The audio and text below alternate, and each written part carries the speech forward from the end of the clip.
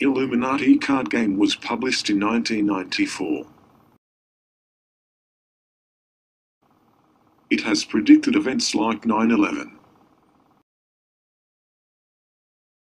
The game consists of more than 400 cards, only 10 of which are New World Order cards. This is the first set of the cards. Blue means initiation, yellow means progress, red means stop. The theme of this set is the rich gets richer, the poor gets poorer.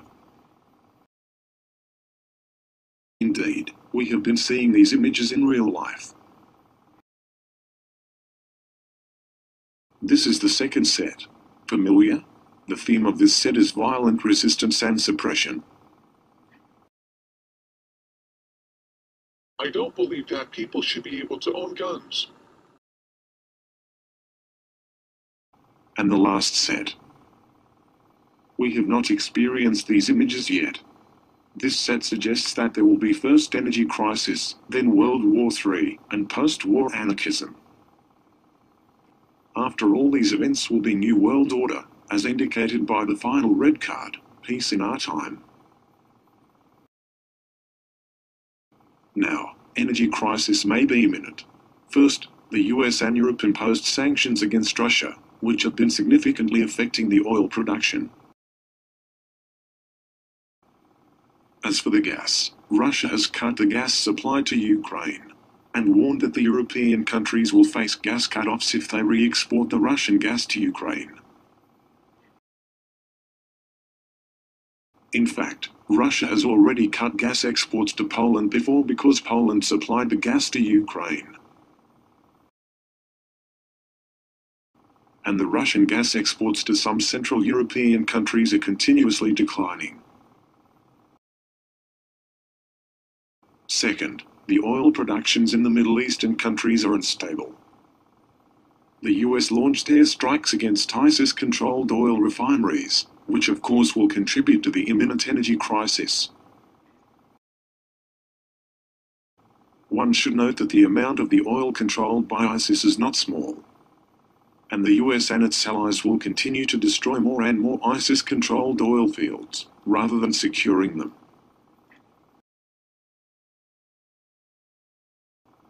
A former BP chief warned that the oil prices may significantly increase due to Western sanctions against Russia, coupled with instability in Middle Eastern countries. At some point this year, the Western governments will be forced to reserve the oil, and the oil will become unavailable to the public because of the aforementioned factors. Before I explain my numerological theories, let's first listen to what others have been saying. In 2009, a psychic predicted World War III to be in 2014. Answer this: is the Earth civilization the way it was in the early 1900s the same right now? You know it's not. Well, tell me what happened. Just tell us what happened.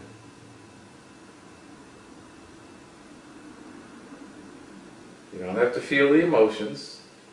Just tell us logically, scientifically what happened. Nuclear war. You know that. You don't have to feel any emotions. So what happened after the nuclear war? Talk to me.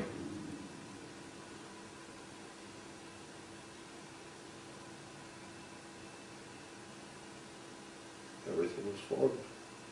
Everything is now formed. We don't have to worry about that anymore. Which year was the nuclear war? There you go. Kind of strange for Bombay, since Bombay doesn't exist. But Don't we have central plains? Don't we have central locations? which year was the nuclear war in the earth?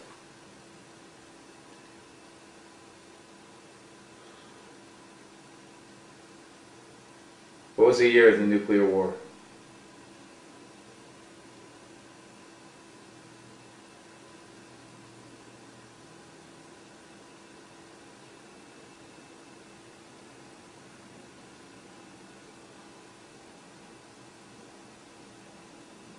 What was the year of the nuclear war? Tell us. You don't have to feel it, just tell us.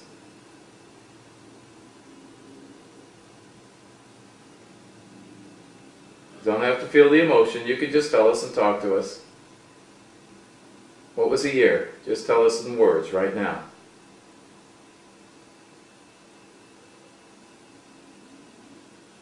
2014.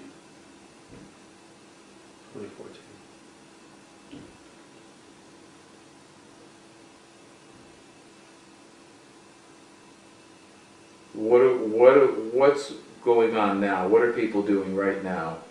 And what do you do right now? What do you do in your life right now? I'm in a central station right now. This is where I perform all my tasks. Where is Central Station located?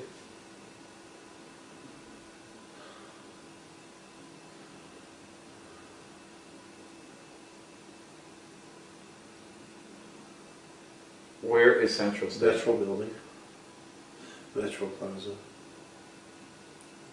What city or state is that in? What country?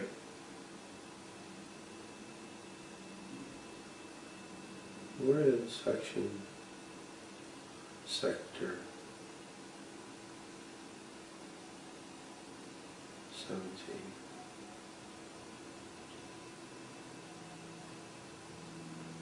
And who is there with you?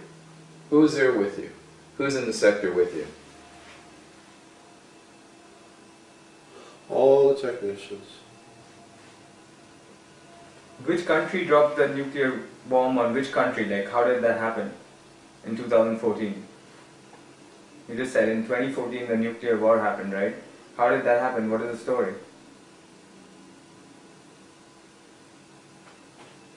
You really want to know? Yeah, you don't have to feel any emotion. Just tell me in like a short, brief. I'm sure you have the data there, and I'm sure you're smart enough to know.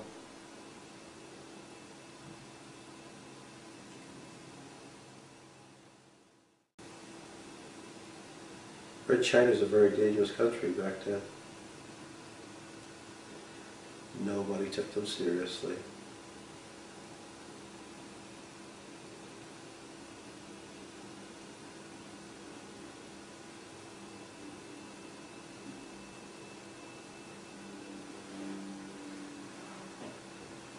Things happen when Chairman Mao, does that ring a bell to you? Died?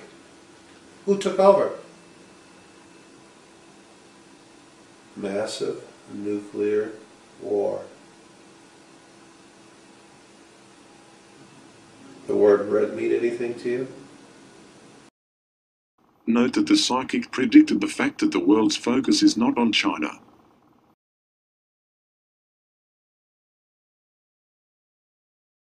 It is on Russia and ISIS, despite the ongoing international conflict between China and the US over South China Sea.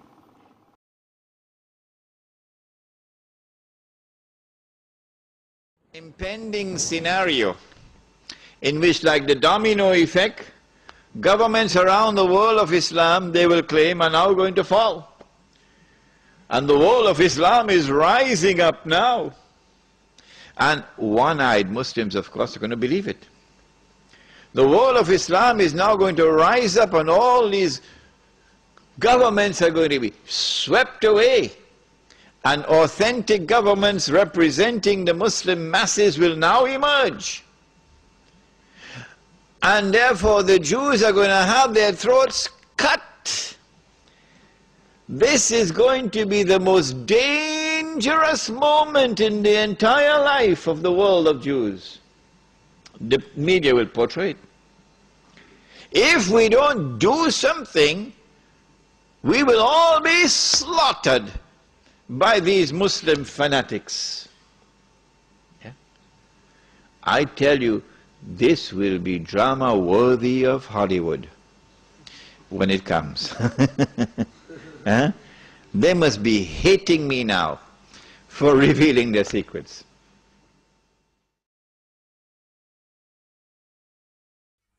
I mean, I'm out of energy.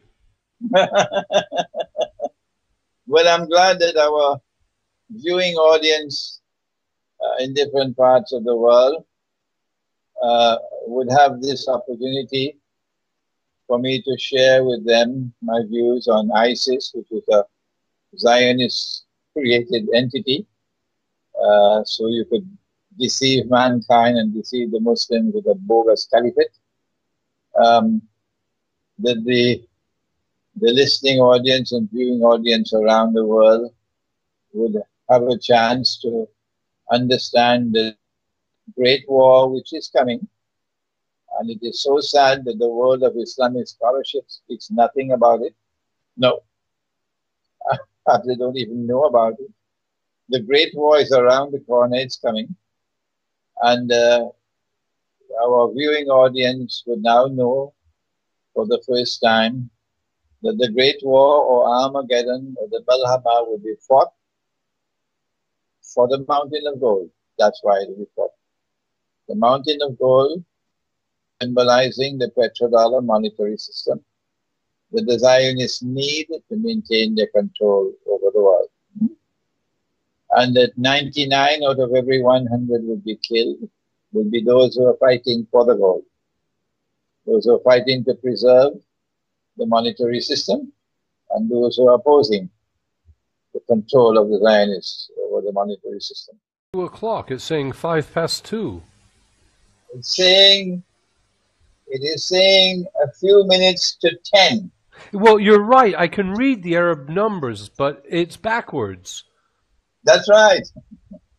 Because this one goes anti-clockwise. Yes. Well, and that one goes clockwise. Yes. Well. So this is anti-systemic. Good. That's what we need. It's anti-systemic, yeah. And that one is systemic. And we don't want to be systemic. No, not at all. In a world controlled by Dajjal, we want to be anti-systemic. Yeah. Even the Pope believes we are headed for World War III. Pope Francis celebrated Mass on a rainy Saturday morning. During his homily, he denounced the real causes of wars and conflicts. La cupidigia, l'intolleranza, l'ambizione al potere sono motivi che spingono avanti la decisione bellica e questi motivi sono spesso giustificati da un'ideologia.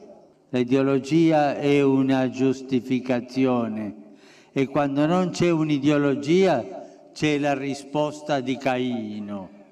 A me che importa. Referring to all the late soldiers buried there, the Pope explained that all their dreams and hopes were destroyed by war. He also added that the real culprits of war, just like Cain, didn't care. Given the rise of so many wars and conflicts in Iraq, Syria, Ukraine, Gaza, and parts of Africa, the Pope said a third world war isn't far-fetched. Anche oggi, dopo il secondo fallimento di un'altra guerra mondiale, forse si può parlare di una terza guerra combattuta a pezzi, con crimini, massacri, distruzioni. Come è possibile questo? È possibile perché anche oggi, dietro le quinte, ci sono interessi, piani geopolitici, avidità di denaro e di potere. C'è l'industria delle armi.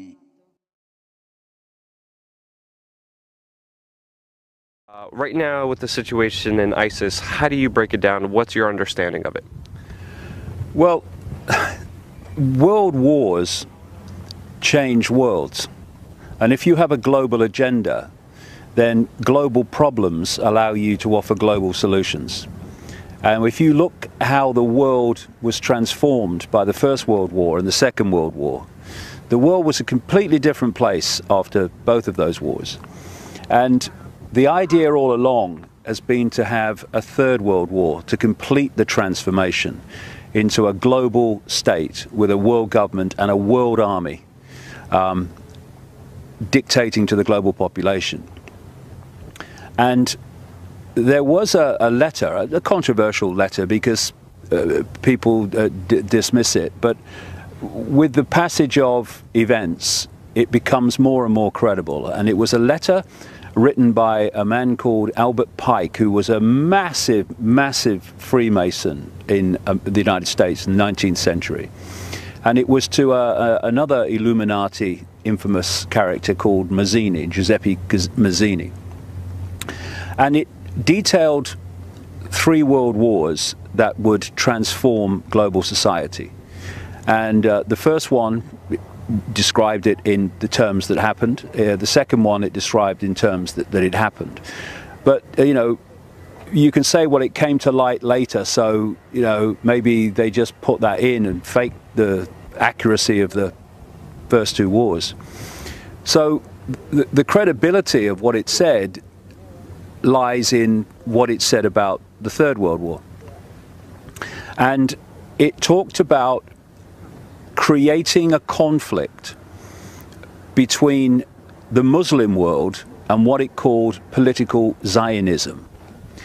And people will say, well, that's got to be a fake because there was no Zionism when that letter was supposed to be written. Well, this is an agenda that's projected a long way forward. This is why Aldous Huxley, Brave New World, and Eric Blair, George Orwell, 1984, who knew each other.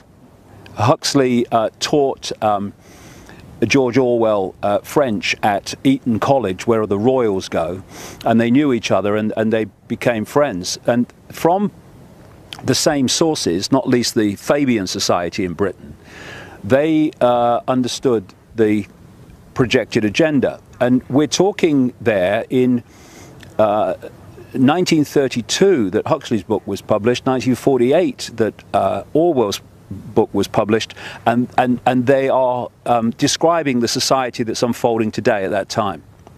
And there are many, many other examples of people predicting the future who were insiders who have turned out to be incredibly accurate.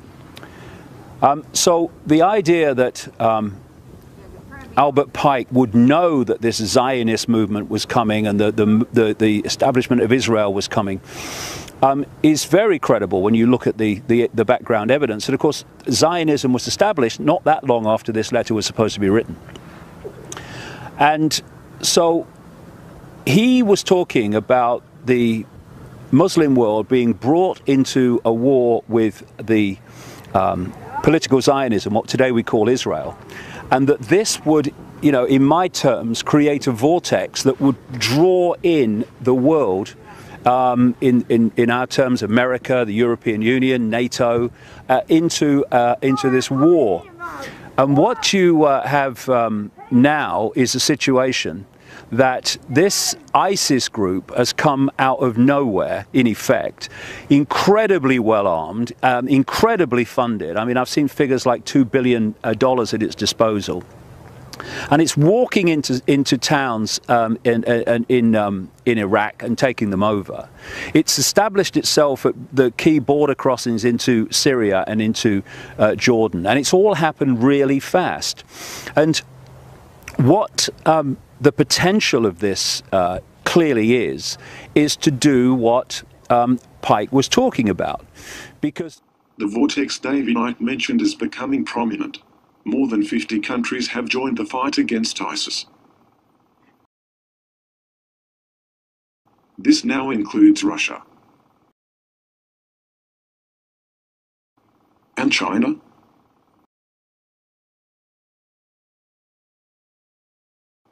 A professor from a Chinese military university said that World War III is becoming more of a reality, and China needs to take action.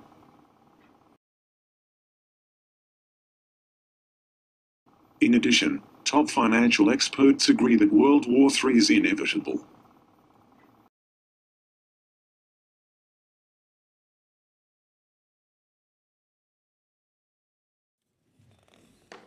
Thank you so much. Merci beaucoup.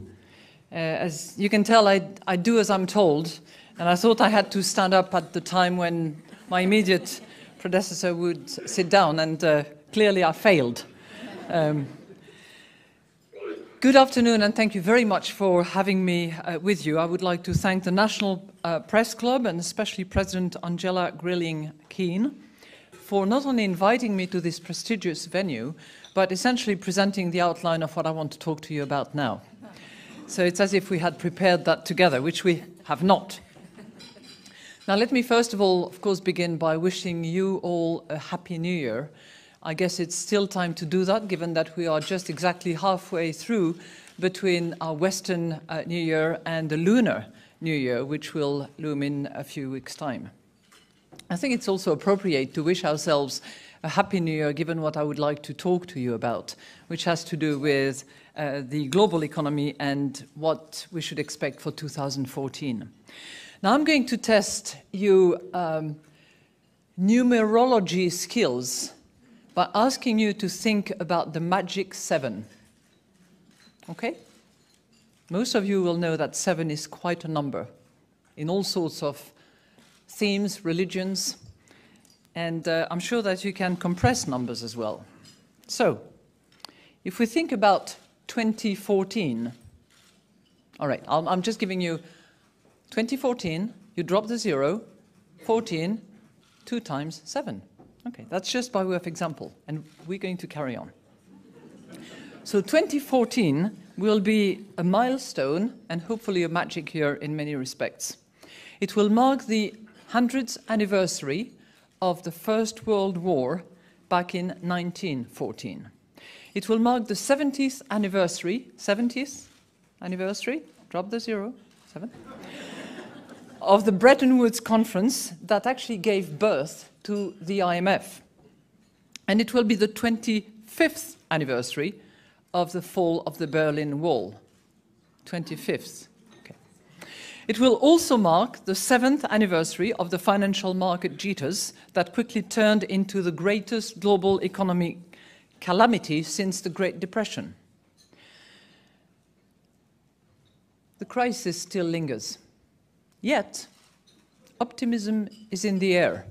We've left the deep freeze behind us, and the horizon looks just a bit brighter.